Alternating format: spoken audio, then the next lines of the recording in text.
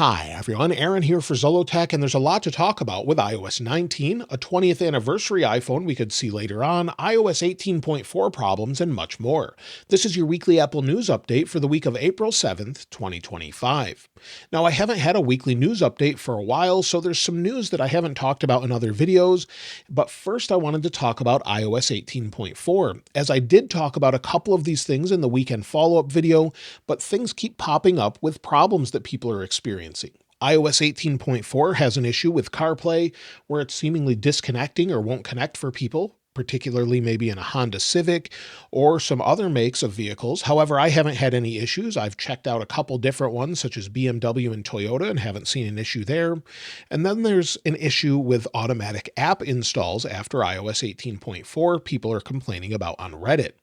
In addition to this, initially Square Apps said skip iOS 18.4 for now, but it looks like they've updated their app and that's now resolved. But it seems like there's quite a few things that were broken for some people, so if you have a serious business or anything like that, I would hold off just a little bit until different apps verify that their app works with 18.4.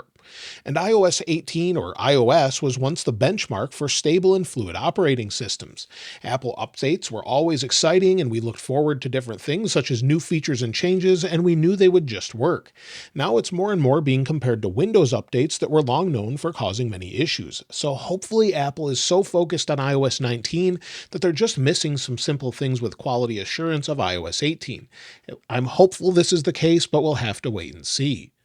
Now, as far as other news this week, well, Apple is apparently flying planes full of iPhones to the USA from India, China, and other countries. This is according to the Times of India, who said they're trying to stockpile current iPhone inventory to stop prices from increasing due to tariffs. So that's definitely something that seems likely. Apple is stockpiling, and there was also news of people going to Apple stores trying to get ahead of that and upgrading their phone earlier than typical. So we may see a small increase in iPhones being sold right now, and again, having more inventory in the United States. Today, Apple released an all-new app, so if you have a Mac and you have a Vision Pro, you can go to the App Store and you'll see there's an Apple Immersive Video utility. I installed this app and took a quick look at it. It looks like you can use it to manage the videos, hopefully make your own videos, and then you can connect your Vision Pro to try it out and watch it directly through there. So I hope to see more with this, as 180-degree immersive videos are something that I really enjoy on the Vision Pro, but at this point there's not enough video content, so to make our own or manage them would be great. Another app that recently got a significant upgrade is Delta Game Emulator. If you're using this for Nintendo DS games, you can actually play with them online now. So you'll see they added online multiplayer, play online compatible Nintendo DS games with friends around the world. You can connect via community Nintendo WFC servers and also choose one of the default servers. They updated the N64 core and much more. So be sure to update this, and if you want to try those games online or have been wanting to do that, you can now do that. One other app I wanted to mention is Waze. If you use Waze for navigating on iOS, Waze is removing Google Assistant in favor of a more conversational Google Gemini-based assistant instead. Google Assistant has been problematic on Waze in iOS, and instead of patching the issues, Waze, who is owned by Google, will just replace it with something new entirely. So hopefully we'll see more and more updates with this, and it just improves the overall experience. Now, WWDC 2025 was announced a couple weeks ago, and those attending will be watching a pre-recorded keynote again. This is a bit of a disappointment, as I thought this would be a big opportunity for Apple to show off iOS 19 live, maybe some Apple Intelligence features live, like they used to, and show that they're actually working. So if they're confident about their software, I would have loved to see them actually have this in person and talk about it on stage like they used to in June. So when we see WWDC 2025, it will be pre-recorded. People will just be watching it together, along with media and those who were invited that created apps as well. Now, it also seems iPhones could be very expensive if the current tariffs hold, according to Reuters analysts. The iPhone this year could cost up to $2,300 if Apple doesn't stockpile them or do something different or work out a deal in time before then. So this is something I think we'll see fixed in the near future, hopefully, and Apple will probably have some sort of deal where the iPhone 17 launch in September, a few months away, could be better than we expected, and hopefully those prices don't just skyrocket. But again, we'll have to wait and see, as we never know. As far as weekly Apple deals, well, there's a few to mention. iPad mini 7 is down to $399 to start, so about $100 off or so. AirPods Pro 2 seem to be on perpetual discount. iPad Air has discounts as well as MacBooks and more, and other AirPods as well. So I'll link those all in the description if you want to check them out. Now, as I mentioned earlier, iOS 18.4 has been problematic for some, very good for others when it comes to battery life. However, with all of these odd issues showing up, we could see iOS 18.4.1 soon. We typically see these every year. Last year, Apple released iOS 17.4.1 and then even had a revision to that. So we could see something along those lines, probably not this week, but maybe next week or the week after, as we're still in the beta section or the beta phase of iOS 18.5. Based on what Apple has done in the past, we could see a beta this week, but it's more likely next week, as the first couple of betas, typically with iOS 18.5 or any other, usually have a 2-week gap before they release them. So we see that up to about beta 3, and then they switch to a 1-week release schedule until it comes out to the public. We do expect iOS 18.5 to release to the public sometime in May, according to Mark Gurman, who said this much earlier. Also, iOS 19 Beta 1 is what I'm looking most forward to. We're expecting that to be shown for the first time on June 9th at WWDC, as I've mentioned before, and we should see the beta after that keynote usually. Usually around 4 p.m. Eastern time or so, we'll start to see that roll out and get to try it for ourselves if you're a developer. Also, they'll have betas throughout the summer with a public release typically in the second or third week of September. That's usually what we have every year, but this could change, of course, as Apple has been changing things a lot. Now, iOS 19 was mentioned a couple weeks ago, but I haven't talked about it in other videos. It has a codename of Solarium, according to Mark Gurman. That's a room filled with extensive areas of glass to admit sunlight. This sort of lines up with the overall glass or translucent design that we have on Vision Pro that's said to be coming to the iPhone as well.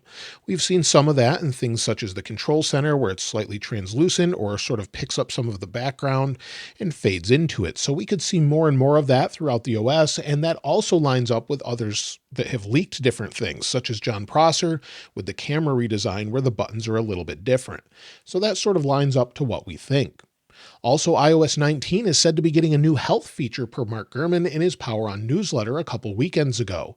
It's called Project Mulberry internally, and while this is not going to be a launch feature, it seems Apple is pushing more heavily into health, where it would be an AI-powered health coaching feature to provide recommendations that are specific to the user. So that would probably work in turn maybe with Apple Watch, possibly with those AirPods that have cameras in them to sort of see the environment, or maybe even heart rate sensors. We don't really know what the next Apple Watch will have as far as sensors, but at this point, it looks like something Apple's working heavily on. With iOS 19 supposedly getting a big redesign, I would really like to see some stability, and I asked many of you what you would like to see most on X, and you can see that here, where you can see, can you imagine bugs the new design will bring and how many years it will take to make it stable again? Hopefully they're just not working on those bugs because they're rewriting some of it with iOS 19. I'm hopeful for that, but I'm not sure. But many want a design refresh. Many just want split view. Many want stability. It just depends on who you are. But I think many people would really appreciate some stability this time around to go along with a new design. So let me know what you think in the comments below. Now, at this point, we know an awful lot of what Apple is planning to offer with the iPhone 17 lineup. Apple has to prepare to make millions of devices by September every year, and this takes a lot of time. So as more of the supply chain leaks what's happening and going on, we get an idea of what the new iPhone has to offer. So it looks like Apple is moving away from titanium and going back to aluminum or aluminium. They'll have a new unibody frame with glass inserts similar to the iPhone 5 and 5S, and it looks like, according to Mark Gurman, that instead of having a two-tone design, it could be something similar to the iPhone 5 where we have a black back and a black glass piece that goes in there as well. But that would look more similar to what we have as far as color consistency now. So something along this, and it wouldn't be the sort of dramatic design we've seen online that offers a complete two-tone design. But it is still said to have a different camera tray, and we do expect a few different things, such as a new chipset, more RAM, a larger improved battery, improved cooling, and Apple's own 5G modem and Wi-Fi chip. Also, maybe 8K video recording, upgraded 48 megapixel telephoto camera, and much more. So it looks like it may not be as drastic of a change. Very similar front, same dynamic island according to Mark Gurman, but basically the back could look a little bit different, but have similar colors to what we have now. But hopefully being aluminum, they can change it, anodize it, make the red color come back, maybe a green, a different blue. I would love to see that this year. We keep hearing about Apple making an iPhone Fold to appear sometime next year in 2026. This time around, it looks like their hinge could differ from what we have with things such as Google. Instead of being stainless steel or titanium, it would be sort of a liquid glass, according to the latest rumors, or metallic glass material. While these hinges seem to be pretty strong, opening up the device, sort of maintaining the overall strength and overall rigidity, Apple could make that out of glass, which seems to be an odd move if you want it to be durable over time. But either way, we could see something along those lines, or maybe just the liquid metal that we have with maybe the SIM ejector tool. Digital Chat Station on Weibo has also said that the iPhone Fold will have a 4:3 aspect ratio similar to iPads. So instead of having what we have currently on many of the folding phones, it would have a 4:3 aspect ratio. It's also expected to cost around $2,000, so I wouldn't expect it to be a big seller at first since it will be so expensive. But again, that's a year out and we'll have to wait and see. Over the weekend, Mark Gurman has said that Apple is planning a major redesign for the 20th anniversary iPhone, similar to what we had with the iPhone X. We had an anniversary sort of style that moved away from what the iPhone 8 offered that year. So we had something a little bit different. We gained Face ID, a little different camera arrangement, and sort of just a special edition style phone that was a little more expensive. Mark Gurman says to expect the same for the 20th anniversary edition, but it would make extensive use of glass. We're seeing more and more patents about this as well, and you can see that it looks like we could have an all-glass iPhone. I've long heard of this from people in the industry that Apple was working on this, and I've never seen it actually be made. But I heard this many, many years ago when I wasn't even covering iPhones from someone I knew that worked in the glass industry. So maybe we'll see something along those lines eventually, but people are already worried about breaking their phones from dropping them. It better be pretty strong if the entire thing is made of glass. Apple is also said to be still working on haptic buttons, similar to what we have with the camera control button, but for all the buttons, where it would have less moving parts, hopefully add durability, and just feel like you're pressing a button, but not have them actually move, similar to what we have with the haptic trackpads and things with the Magic Trackpad on the Mac and the separate one. So that's something I would love to see. I think it would be great, especially if you can't tell the difference, and definitely add for durability and water resistance as well. As far as the Apple Watch, well, a couple weekends ago, Mark Gurman in his Power On newsletter has said that the long-rumored blood glucose feature for Apple Watch is sadly years away. Apple's been working on adding a sensor with this feature for years, but it's something you don't really want to mess up or get wrong, and at this point, it's just not accurate enough, it seems. So hopefully they can figure it out, and this would revolutionize those that need non-invasive blood glucose monitoring. That would be something that would bring a lot of relief to a lot of people, especially if it's just as accurate. So hopefully we see that in the next few years, but it looks like it's a ways away. Also, Apple's working on blood pressure monitoring, but it seems Apple is having a tough time getting this right as well, according to Mark Gurman. It makes sense since there's a reason blood pressure machines typically use a large cuff around your arm or your body to measure this accurately. So that's something that's definitely tricky. We've seen it done from other companies, but again, it needs to be accurate, and that's fairly important. So you want to make sure you can do that right, but maybe we'll see that and they've figured that out as well. But either way, I would love to see both of those features in the near future, but it looks like they could be a ways off. Apple is working on a new iPad Pro with the M6 chipset internally and an Apple 5G modem such as the C1, according to Mark Gurman. The iPad, though, is looking to be a couple years out in 2027. As the M4 is currently so good, I don't think we really need a new one for some time anyway. I don't see a need to replace this one. It's super thin, battery is what you expect, and it seems way overpowered. You can edit video with Final Cut Pro or others, and it just seems to be a great device overall. So unless they make some major changes, I don't see the need for one every single year. Apple is also said to be working on a larger 12-inch entry-level iPad, and also in the works is supposedly a new iPad mini, but with an OLED display, according to Digital Chat Station on Weibo. So it looks like Apple's probably working on OLED displays for all their devices, and it's just a few years away probably at this point. Now, we recently got a new MacBook Air, but Apple is working on the next generation of MacBook Pro, according to Mark Gurman. Every few years, we get a design overhaul, and it looks like it's on track for 2026. It would have an M6 chipset, be a little bit thinner, and also again feature an OLED display as many other devices are switching over to. It makes a lot of sense. Hopefully we'll get nano texture and all the other things we currently have, and just have a better display overall, and maybe even a much faster chipset. So that seems very likely. Apple is still said to be working on a home hub device that would combine something like a HomePod with a 6-inch display similar to an iPhone and allow you to control different things around your home. However, this could be delayed until 2026 due to major engineering hiccups, according to Mark Gurman this weekend. This is due in part to the Siri features that were delayed and were expected to be a big part of the Home Hub device more recently.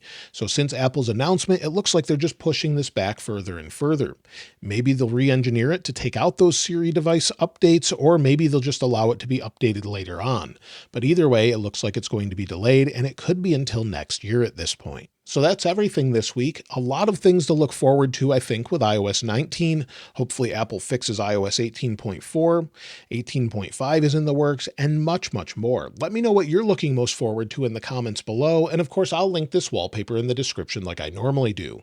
If you haven't subscribed already though, please subscribe, and if you enjoyed the video, please give it a like. As always, thanks for watching. This is Aaron. I'll see you next time.